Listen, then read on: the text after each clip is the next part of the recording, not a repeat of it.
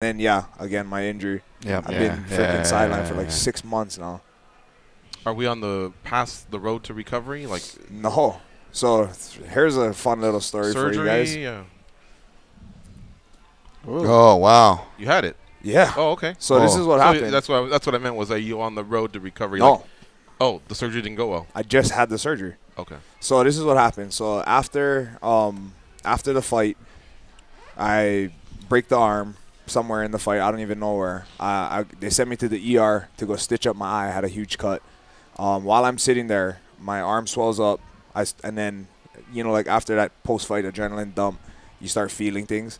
So it doesn't really hurt. It's just like throbbing a little bit. So I was like, you know what? While I'm here, while it's covered under UFC's insurance, I might as well get it imaged just to be safe.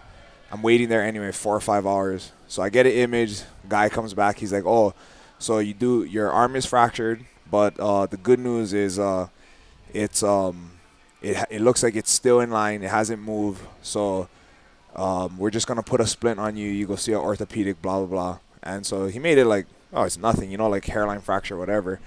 So I go see the orthopedic 2 days or 3 days, whatever it was, Monday or Tuesday after the fight. I think I fought on a Friday. And then in the meantime, I had just had this like splint from the hospital with like, they put like this hard fiberglass thing on your arm so you can't move it, and then they ace wrap you.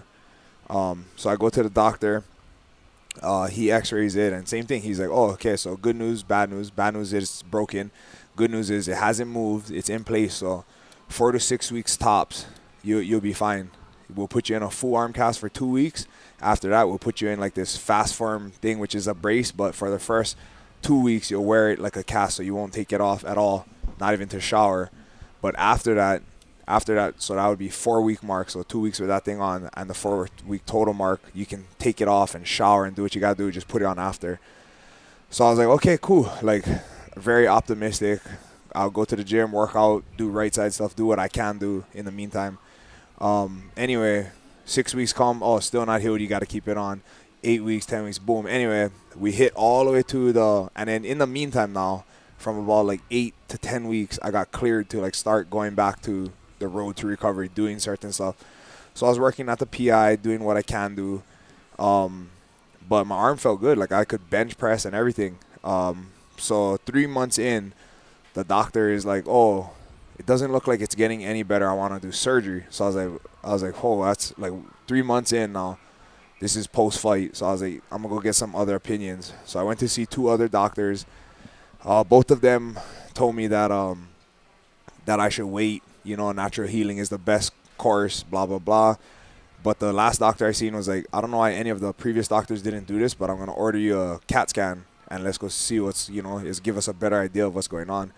So I get this CAT scan.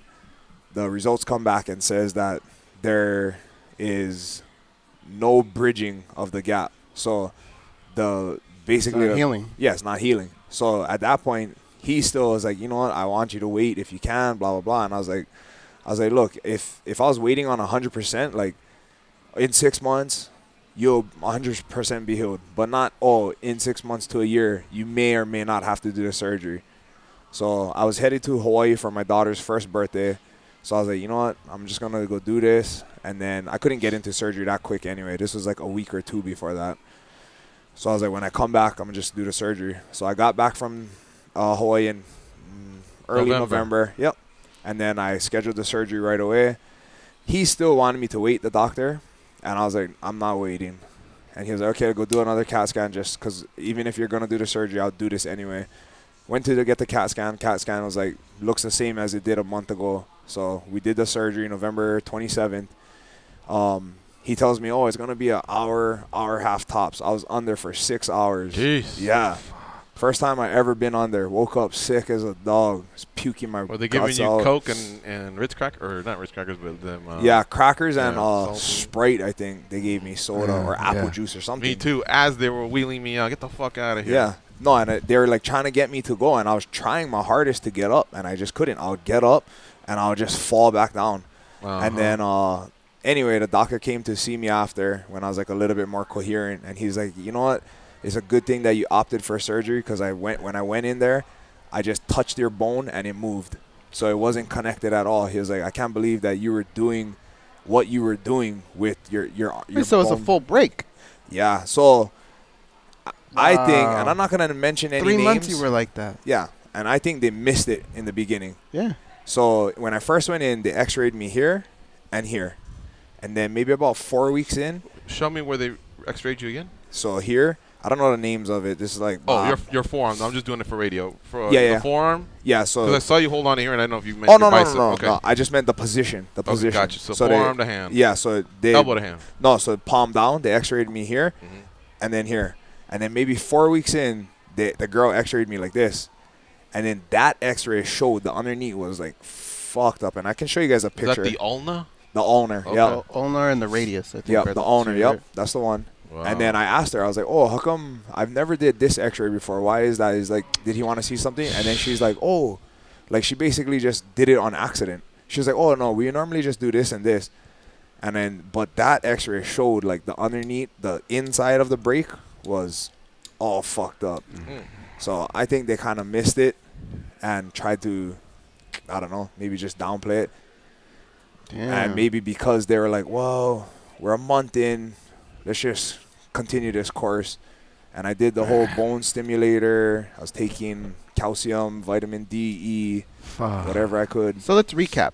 Had they caught that night one, you would have done surgery immediately, and it would have saved you 3 months. Yeah.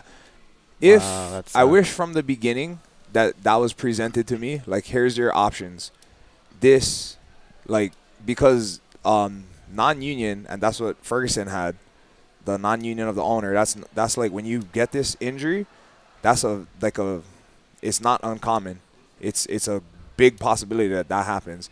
So I wish from the beginning that would have been presented to me. Like, look, there's this course of action, and natural healing is always the best. And if it heals, then blah, blah, blah. But there's a good chance that you'll get a non-union, or this takes a long time to heal.